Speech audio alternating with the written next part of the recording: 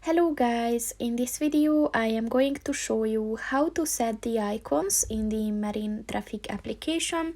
But first I just want to mention, don't forget to subscribe to my channel, because at 10,000 subscribers I am going to show you my whole YouTube revenue statistics and growth strategy, as well as how to make money online.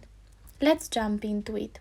First of all, open the application on your phone and then click on the three lines at the top of the page on the right.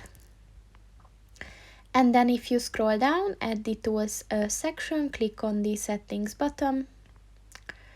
And then if you scroll down, look for the performance button and just click on that. And if you scroll down a bit, look for the icons section.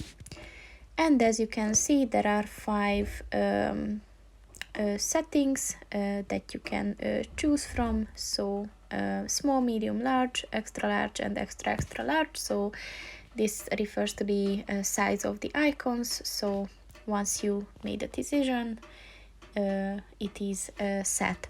So that's pretty much it for this video, guys. See you in the next one. Goodbye.